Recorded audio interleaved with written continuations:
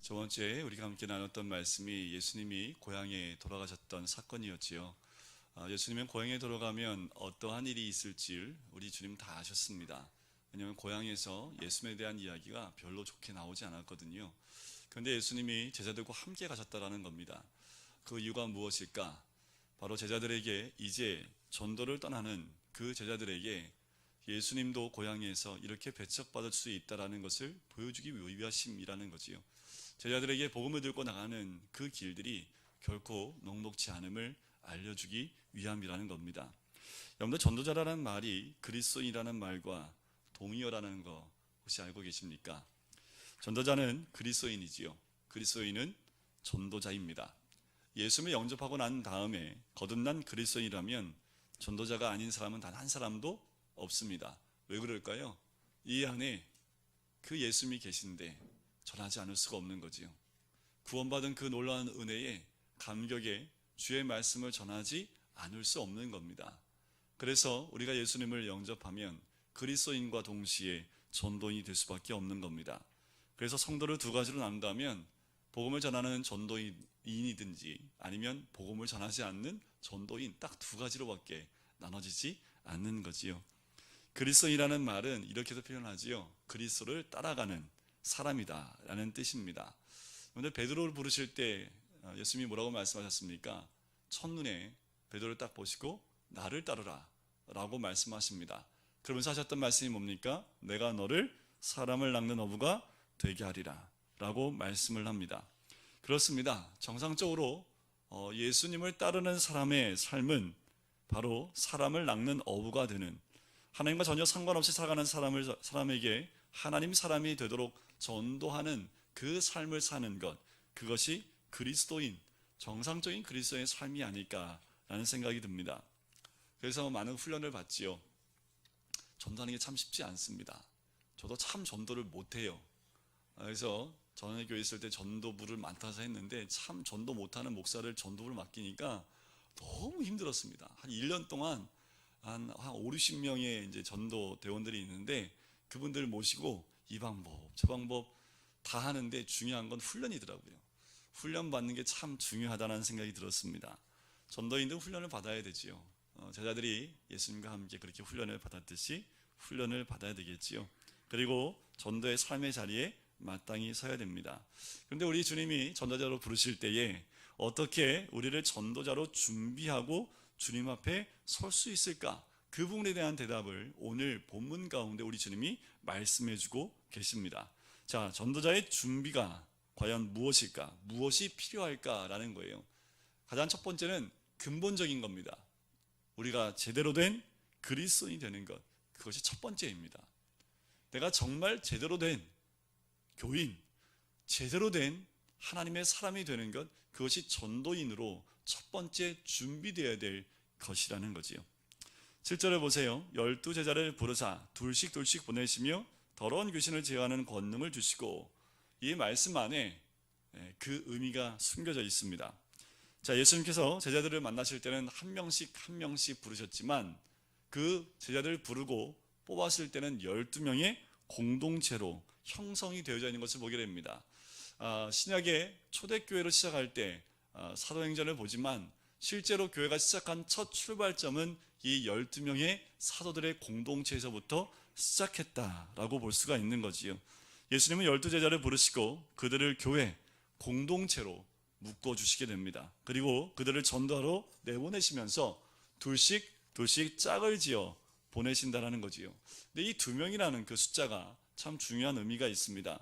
가장 보편적인 의미는 어떤 의미가 있냐면 신구약을 통틀어서 이 둘이라는 그 표현은 증거의 숫자입니다. 법적 증거를 대할 때 한 명의 증언으로는 그 증언을 받아들이지 않습니다. 최소한 2명의 증언을 받을 때에 그때 그것을 증거로 확증하게 되는 거지요. 성경의 신명기 말씀에 그것이 정확하게 나와져 있습니다. 그래서 두 사람이란 증거의 숫자라는 의미를 갖고 있고요. 또 한 가지 또 더 중요한 의미가 있다면 공동체 최소 단위가 2라는 겁니다. 둘. 여러분들 그 가족을 이룰 때 제일 먼저 셋부터 시작하는 거 없잖아요. 그죠? 남편과 아내로 2명으로 시작하듯이 최소한 아주 최소 공동체의 최소 단위가 2명으로부터 시작한다라는 겁니다. 전도서에 보면 이런 말씀이 있어요. 두 사람이 한 사람보다 나음은 이라는 표현이 있지요. 그러니까 한 사람보다 두 사람이 낫다는 거예요, 안 낫다는 얘기예요? 낫다라는 거지요. 둘이 있으면 서로 격려가 되고 서로 도움이 되고 서로 위로하는 그런 관계가 되기 때문에 혼자는 쓰러질지 모르겠지만 둘은 더 든든하게 서로를 지지하며 세워질 수 있는 공동체가 될 수 있다는 것, 그것을 기대해 볼 수 있는 거지요. 근데 저는 한 단계 더 나갔으면 좋겠어요. 저는 이게 더 중요하지 않을까라는 생각이 드는데요.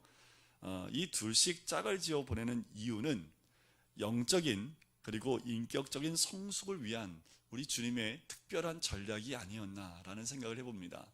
왜 제가 이런 생각을 했냐면 12사도를 2명씩 짝을 지어 보내요. 그런데 그 유명한 사람이 베드로와 요한입니다.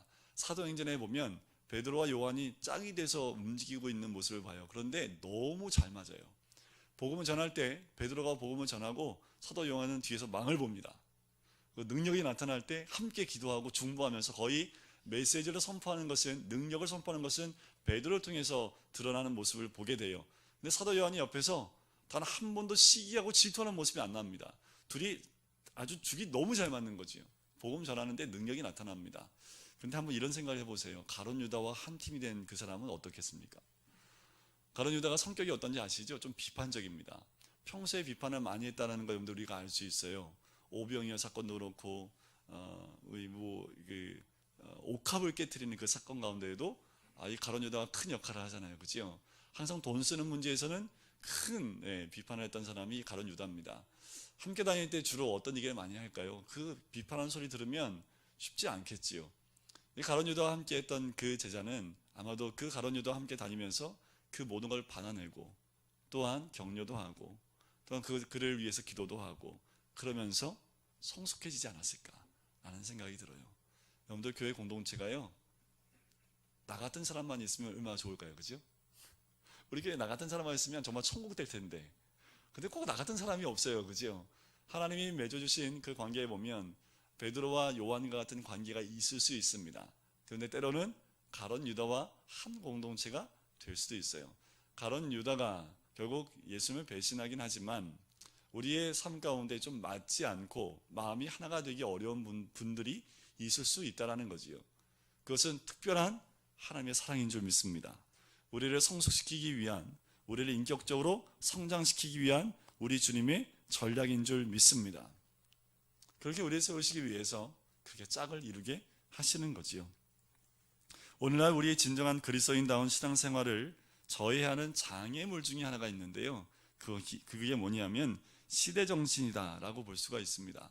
여러분들 2000년대 이후에, 아니요 1990년대 이후 지금까지 이 시대를 대표할 수 있는 가장 주요한 이 시대 정신이라고 하면 개인주의가 아닐까라는 생각이 들어요. 점점점 젊을수록 어릴수록 개인주의화 되어지고 나만 아니면 된다라는 생각들이 더 만연되고 있지 않나라는 생각이 듭니다. 우리 주님은 그렇게 우리 공동체 의식을 더 굳건하게 위해서 2명, 3명 더 많은 인원의 공동체를 형성하길 원하시고 교회를 만들기 원하신다라는 겁니다. 그 교회를 만들기 원하셨던 주님의 뜻은 공동체 의식 가운데 공동체 안에서 하나가 되어지고 서로를 격려하고 위로하면서 성숙해지는 그 모든 사람의 모습들을 만들길 원하셨다라는 거지요. 바로 이 교회는 선교 공동체이고 전도 공동체인 줄 믿습니다.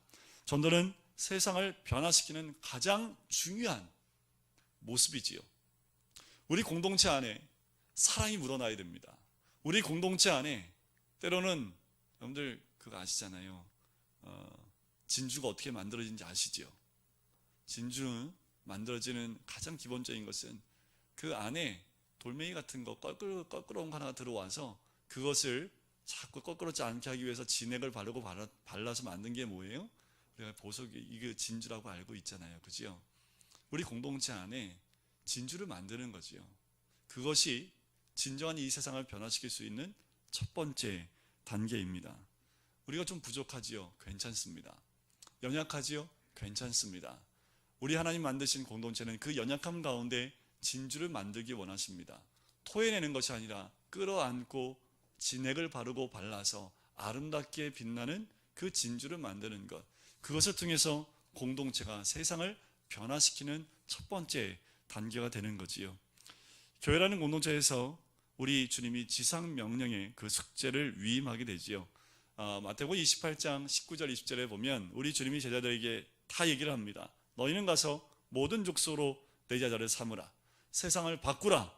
모든 족속으로 제자를 삼으라 라고 이야기를 하십니다. 즉 교회 공동체의 원형을 향해서 주님께서 주신 명령이지요. 공동체 의식을 가져야 됨을 이야기합니다. 우리 시대가 어떻게 흘러가고 있는지, 아까도 말씀드렸지만 나만 아니면 돼, 이것도 어떻게 보면 유행어처럼 나왔던 말입니다. 이 시대를 대변하는 것은요, 우리 유머를 감각이 있는 분들이 유행어를 만들잖아요. 그 안에 이 시대의 어떤 흐르는 생각들이 있지요. 여러분들 한때 이 시대에 굉장히 유명했던 유머 아닌 유머, 사오정 시리즈 뭐 이렇게 다 들어보셨죠, 그죠? 사오정이 뜻이 뭡니까? 안 들리는 거 아닙니까, 그죠? 잘 못 알아들으면 너 사오정이야 이런 말 많이 하잖아요, 그죠? 근데 그 말 들어보면 웃기지도 않아요. 별로 웃기지도 않는데 들어보면 또 웃겨요. 그래서 한번 말씀드려 볼게요. 사오정 1하고 2가 있답니다. 근데 사오정 1이 사오정 2한테 이렇게 얘기했대요. 야, 목욕탕에 오십니까? 라고 물어봤더니 사오정 2가 이렇게 얘기했대요. 아니요, 목욕탕에 갑니다. 그랬더니 사오정 1이 이렇게 얘기했답니다. 미안합니다. 나는 목욕탕에 가시는 줄 알았습니다. 이게 무슨 말이에요? 이게 도대체 이게 무슨 말입니까? 서로 이상한 말 서로 주고받는 거, 서로 똑같은 말 가지고 이상한 말을 주고받잖아요, 그죠? 이런 관계를 뭐라고 하는지 아세요? 소통이 안 된다고 얘기합니다. 소통이 안 되는 이 시대를 향해서 사오정 시리즈가 나온 게 아닌가. 그래서 뭐 별의별 시리즈가 많이 나왔는데 결국은 이 시대를 향해서 서로 통하지 못하는 모습을 가지고 이런 재밌는 이야기, 웃지도 못할 이야기를 만들어가고 있다라는 거지요. 이 사오정 시리즈도 보면서 마음에 좀 두려운 마음이 드는 것은 우리가 다 예배드리고 나오고 있는데 우리 성도들 가운데 통하지 못하는 모습이 있지 않은지, 그렇다면 이곳에 앉아있는 모든 성도님들이 사오정 1, 2, 3 이렇게 되어버린다면 우리는 교회에 나와서 하나님과는 소통할지 모르지만 공동체에 서로 그 사람들과는 통하지 못하는 모습이 되지 않을까라는 생각이 듭니다. 주님이 의도하신 교회는 진정한 공동체이죠. 서로를 위로하고 격려하고 함께 회복하는 공동체, 그것이 교회라는 공동체입니다.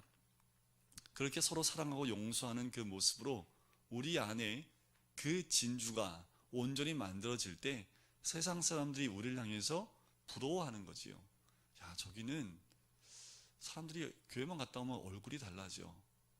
사람들이 왜 그런지 모르겠는데 좀 저 교회만 가면 사람들이 달라진대 라는 그 말이 나오기 시작을 하면 전도는 어렵지 않습니다. 어디서부터 전도가 시작돼야 될까요?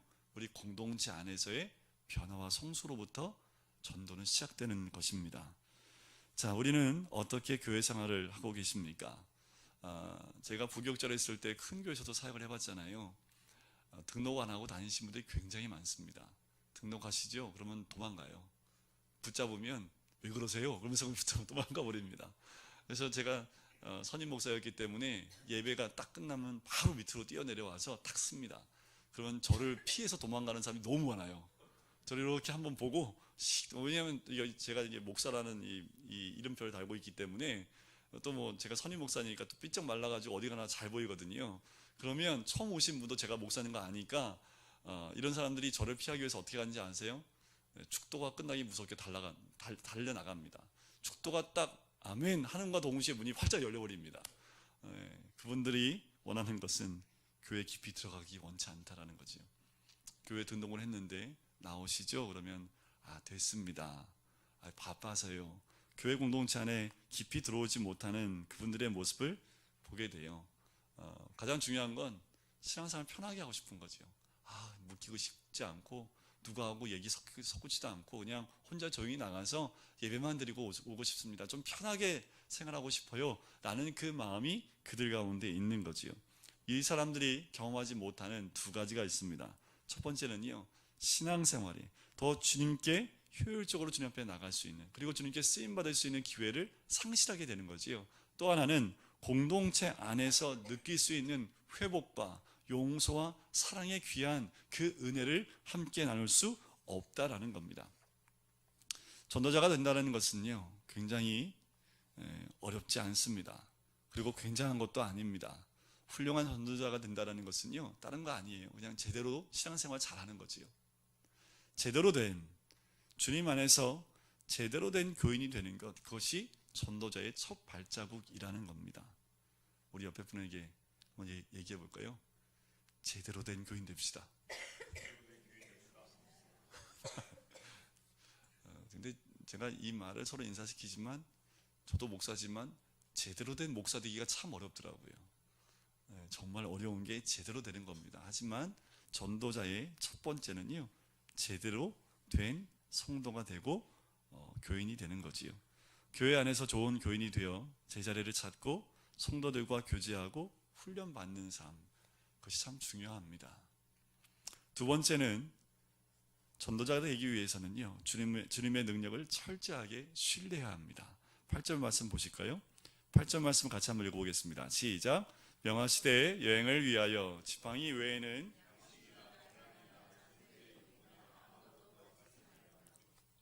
9절 말씀해 보니까 신만 신고 두벌 옷도 입지 말라. 그러니까 전도자로 나갈 때는 뭐만 가지고 가라고요? 지팡이하고 신만 신으라는 거지요. 이것은 전도자가 가져가야 될 가장 최소 단위입니다. 이 이야기를 하신 이유가 아마도 그 팔레스타인 지형적인 의미도 있을 것 같아요. 예루살렘이 해발 750m 위에 세워진 성입니다. 그 성에서 약 한 30분 정도 버스를 타고 이동하면 사해에 도착을 합니다. 이 사해는요, 마이너스 398m입니다. 그러니까 세계에서 가장 낮은 지역이 사해 바다입니다. 그러니까 예루살렘에서 사해까지 높이 차이가 몇 미터예요? 1000m 차이가 나는 거죠. 어마어마한 차이지요. 이 두 지역을 통과하려면 또 사막을 통과를 해야 된다고 합니다. 그래서 이 지역을 통과할 때는 지팡이하고 신발을 꼭 신어야 되는 것이 기본이다라고 이야기를 해요. 그러니까 다니려면 꼭 필요한 것이 이 두 가지인데, 전도자들이 가져야 될 것은 이 두 가지밖에 없다라는 겁니다. 전도자들이 뭐 이렇게 많은 것들을 가지고 다니면 힘들지요. 단순한 삶을 살라는 겁니다.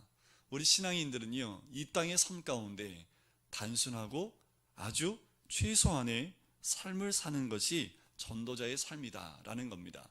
제가 젊었을 때에도, 청년 때에도, 그리고 사역을 할 때에도 청년들 가운데 거지 전도를 하는 친구들을 가끔 봐요. 저희 교회도 한번 온 적이 있는데, 오늘 이 교회 청년이 몇 명이서 거지 전도를 하는데, 하룻밤만 재워주시면 다음날 새벽기도 참석하겠습니다. 그래서 주무시라고 했더니 이제 새벽기도 때 다 나와서 뒤에 앉아서 또 저희 교회에서 그때 기도했던 것 제가 기억을 하거든요. 갑자기 새벽기도회가 부흥이 돼가지고 그때 저녁 때 갑자기 와가지고 재워달라고 해서 잘하고 했던 기억이 납니다.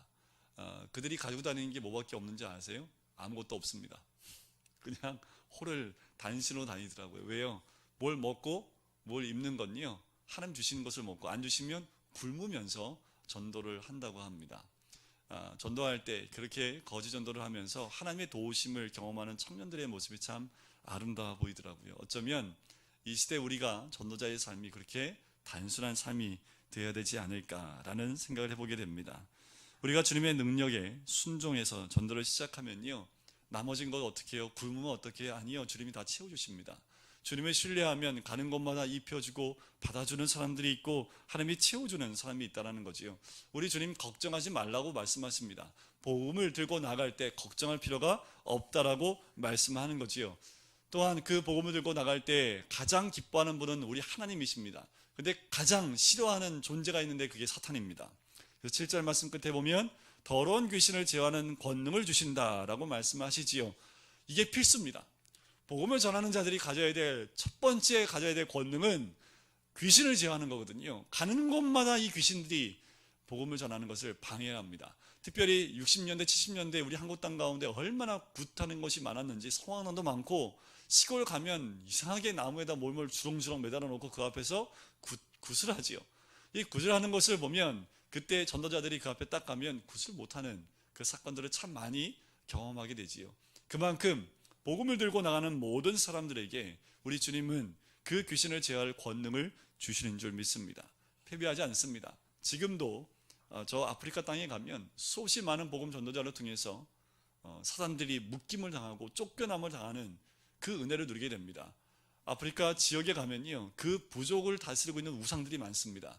그 부족에 추장이 있지요. 그 추장을 결박하지 않으면 복음이 들어가지 못해요. 그래서 복음 전도자들이 들어가서 제일 먼저 하는 것이 무엇이냐면 하나님의 권능을 나타냅니다. 그러면 성도들이 이제 그 모든 부족이 죽게 돌아오는 역사를 경험하게 되거든요. 지금도 복음 전하는 전도자들 또한 예수 그리스도를 믿는 믿음의 사람들에게 동일한 이 권능을 주시는 줄 믿습니다. 자, 세 번째, 우리 주님이 이 전도자들에게 두 가지를 말씀해 주세요. 복음을 전하다 보면 환영도 받을 거야. 그런데 박해도 받을 수 있다라는 그 각오를 하라는 거지요. 우리 말씀 10절을 보실까요? 또 이르시되 어디서든지 누구의 집에 들어가거든 그곳을 떠나기까지 거기 유하라 라는 겁니다. 누군가 나를 환대해주고 복음 전도자들을 위해서 환대해주는 그 모습을 보면 힘을 얻게 되지요. 다 박해만 하지 않습니다. 환대하는 사람들도 있다라는 거지요. 그런데 11절에 보니까 어느 곳에서든지 너희를 영접하지 아니하고 너희 말을 듣지도 아니하거든 거기서 나갈 때에 발 아래 먼지를 떨어버려 그들에게 증거를 삼으라 라고 말씀을 합니다. 지금도 가끔 보면 신발 벗어갖고 먼지 떠신 분들이 좀 가끔 있긴 해요. 전도자들 가운데 이 말씀을 고지고대로 떨으신 분이 있는데 여러 가지 의미가 있습니다. 이스라엘 백성 유대인들이 이방 땅을 밟고 돌아오면 그 발에 묻어있는 이방 땅의 흙을 떨어버리는 그 일들이 이들 가운데 전통적으로 있었습니다. 이방인들은 심판받을 존재이기 때문에 심판받을 그 땅의 흙을 밟고 가지고 이 유대 땅 가운데 들어오지 않는다는 의미가 있어요. 또 먼지라는 것은 이런 의미가 있습니다. 세속성, 죄악을 상징하기도 한다라는 겁니다. 세상 사람들이 왜 복음을 받아들이지 않습니까? 왜 예수님을 영접하지 않습니까? 죄를 사랑하기 때문에 그래요. 죄를 가까이 하기 때문에 그렇습니다. 그래서 발에 먼지를 떨어버린다는 그 의미는 당신의 죄악에 나는 참여할 수 없습니다 라는 그 의미가 있는 거지요. 한 목사님이 미국에서 사역을 하실 때 그 교회에 성가대에 굉장히 유명한 가수가 있었다고 해요. 이름을 대면 누구나 다 아는 사람이어서 이 목사님이 이름 얘기 안 하더라고요.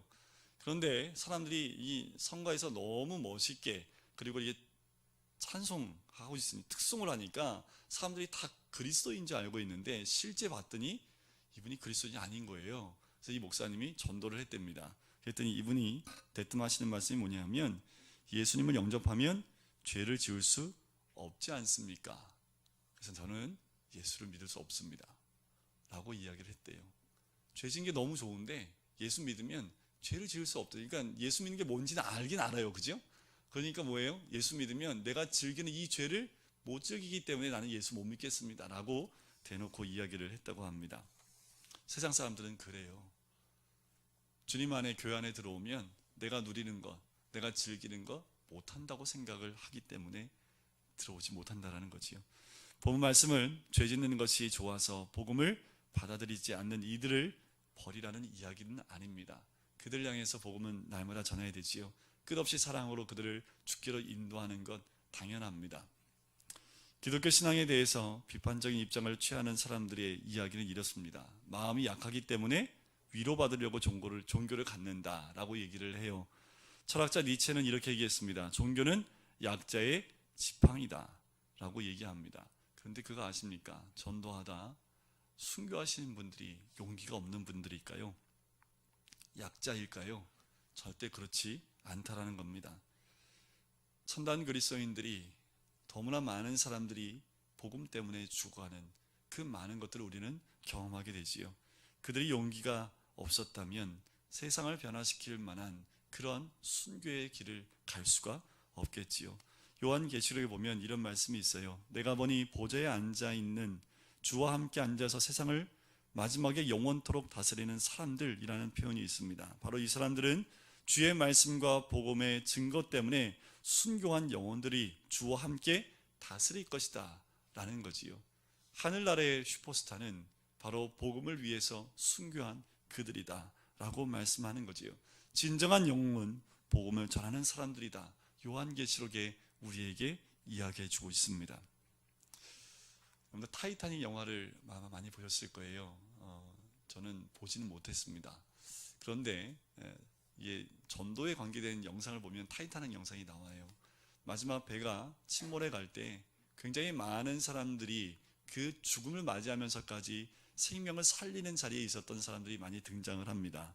함장 스미스도 그랬고요. 많은 선원들도 한 명을 더 살리기 위해서 자기가 죽어가는 것을 선택했던 너무나 많은 사람들이 나오는데 영화는 좀 허구가 많지요. 그런데 그 가운데 실존 인물이 있었다고 합니다. 여러분들 기억하실지 모르겠지만 많은 사람들이 우왕좌왕 뛰어다닐 때 한가운데서 연주하고 있었던 악단을 기억하십니까? 한 4-5명이 모여서 음악을 계속 킵니다. 그 음악을 키면서 사람들이 살려고 막 우왕좌왕할 때 그때 그 악단의 장이 누구냐면 윌라스 히틀러라는 사람입니다. 이 사람은 그 배에 올라가게 된 계기가 뭐냐면 그 배에서 전도하기 위해서 그 악단의 장을 자기가 선택해서 그 배에 들어왔대요. 그래서 많은 사람이 복음을 전하기 위해서 들어왔는데 이 배가 침몰하는 가운데에도 이 악단장이었던 윌라스라는 사람, 실존했던 그 사람은 도망가지 않고 끝까지 음악을 연주하기 시작을 합니다. 도망가려고 했던 그 단원들이 도망가지 않고 그와 함께 연주를 하기 시작을 하는 거지요.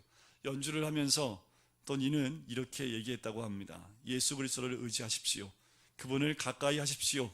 그분이 소망이십니다. 그 침몰하는 배 가운데서 그런 이야기를 선포하면서 계속 연주를 했답니다. 그때 연주했던 그 음악이 찬송가인데요.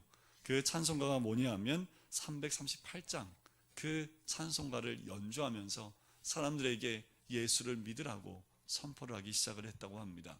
지금 이 시대에도 허물어져 가고 넘어져 가고 있는, 그리고 소망도 없고 아무것도 보이지 않는 이 세상 가운데 살고 있는 그 사람들에게 소망의 연주가 필요하겠지요. 그들에게 하나님을 의지할 수 있도록 이 단원들이 연주했던 그 연주가 필요합니다. 이 시대에 우리가 해야 될 것은 그들을 향해서 믿음의 연주 그리고 복음의 연주를 켜나가는 것, 그것이 이 시대에 우리를 향한 주님의 뜻인 줄 믿습니다.